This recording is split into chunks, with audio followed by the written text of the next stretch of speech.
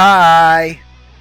This is Alex here on Baton Pass TCG, back for another DDL Diplin Draft League battle. A little repetitive. We are 1-1 in this league, and this week's opponent is the Montana Meganium, who are 0-2. However, I am very afraid of them. They're 0-2, but their squad is stacked. If you look at their team, I mean, they're bringing in Gouging Fire, who is one of the newer Pokemon, well, the newest Pokemon, and also terrifying, alongside Iron Bundle, which counters and offsets, supports Gouging Fire perfectly. You've got the bulky Fire Dragon Sweeper, and then you've got the fast and watery Icy Sweeper and Iron Bundle. And then, as you see, you go down the list, you've got the Ogre Ponteal to finish off that Fire Grass Water Core. You've got a Scizor, Screamtail, Glassdryer. Even Donphan there is not the best Pokemon, but it's also got the ability to do a lot of things for them. Overall, very frightening team. Obviously, they can't bring everybody, but we are going to have to really focus this week. If anyone who watched my last video, you'll see that I have been very annoyed because my prep has been excellent, and then in the game, I am making bad game decisions. We also have a change to our team this week. We are bringing Charizard on board. I have dropped Oricorio. I wasn't really... as I looked through the schedule and my own game plans, there was never going to be an opportunity to use Oricorio. And I actually made this Charizard pick up a week ago in anticipation of this against Montana Meganium. Charizard has been brought specifically to counter the Glassdryer, but it also allows us to take down the Scizor. The Iron Bundle would one-shot Charizard, I think, but depending on where we're at in the game, that could come up as well. This is going to be a bulky Charizard this week, so let's take a look at the overall team, and I'll show you what I mean. Alright, so up first here we do have Charizard, aka Drogon from Game of Thrones. We are bringing the Terra Dragon Terra typing with heavy duty boots this week, so we can switch into any hazards, including a Stealth Rock that the Donphan might try to get up. Charizard's bringing Flamethrower, Overheat, Dragon Breath, and Will-O-Wisp. Instead of Terra Blast or Dragon Pulse, I opted for Dragon Breath. That can also give us a chance to paralyze the opponent if we need to...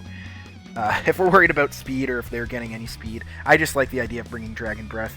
The Charizard will not outspeed much. I did not put any speed investments. As you can see, I'm going full HP and then a little special defense, along with 252 plus special attack.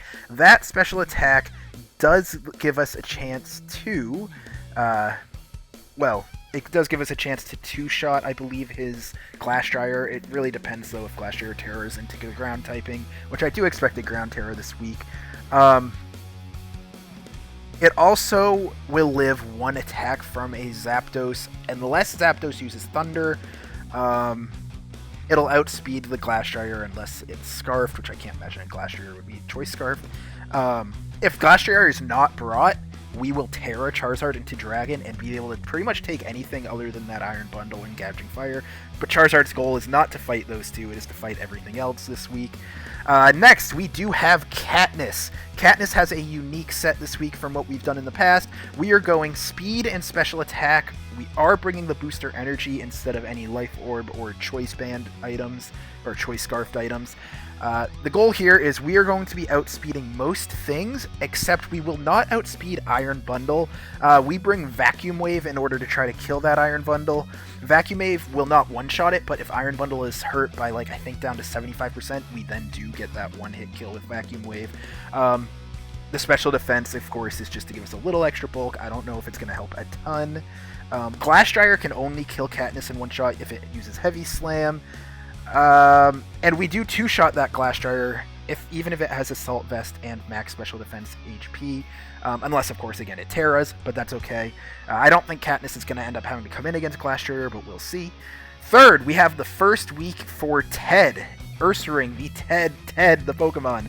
Obviously carrying Violite, it has got a massive attack. It'll have pretty decent defensive stats as well. The main purpose of this Ursaring and potential win con for us would be if we can get statused by either Poison or Burn, then the combo of Guts and Facade will wipe through the opponent's team. It also cannot be one-shot by anything, even after taking Stealth Rock damage, unless something is Choice Banded. It'll two-shot most Pokemon. It can become a one-shot, again, with a burn, paralysis, etc. But it'll likely be slower than everything, so like I would like to switch it in cleanly if we can after a death and just go to town. Or we could lead with it, but I think I have a different idea for our lead this week. And that brings us to our bottom 3 Pokemon. We have got Chompy the Goat. This is the first week we are bringing a attack sweeper-oriented Garchomp. Every other week we have been bringing more support Garchomps. This one still does carry Stealth Rock, but it's got Sword Dance to set up, and we're going Earthquake Iron Head combo. The Iron Head is to take care of the Scream Tail, if that is brought along. It also outspeeds Zapdos unless the Zapdos is Choice Scarf, but even if Zapdos is Choice Scarf, it doesn't have a lot it can do to Chompy. We would then go after Zapdos with an Iron Head or something like that, because obviously Zapdos can't get hit by an Earthquake. I believe it'll outspeed Scream Tail unless it has a plus nature. If we can get in and get a Sword Stance off, we can survive one hit from the Gouging Fire, but we do lose the speed advantage over the Gouging Fire if it Dragon Dances, which we do not want to see. So yeah, we got to be careful about any Dragon Dance and Gouging Fires here. Next, we've got Blue Ball 2, the Electrode, coming back this week. These bottom 2 Pokemon here, Blue Ball 2 and ICUP, are the 2 Pokemon that I am debating leading with this week. It'll ultimately depend on if they bring their Donphan.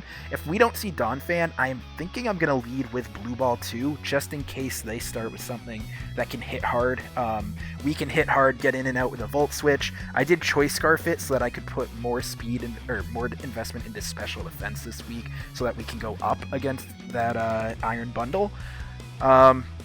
We're actually bringing all 3 of our potential Terra Pokemon this week, but I'm hoping we'll be Terraing this or Charizard, and we won't be Terraing the Ursaring, we won't Terra Ursaring, which has a normal Terra type and probably won't be necessary. And then the Foul Play, just for some coverage in case we end up with a strong attack. In case we come in and that Gouging Fire is taking us down, we can Foul Play and take advantage of its high attack.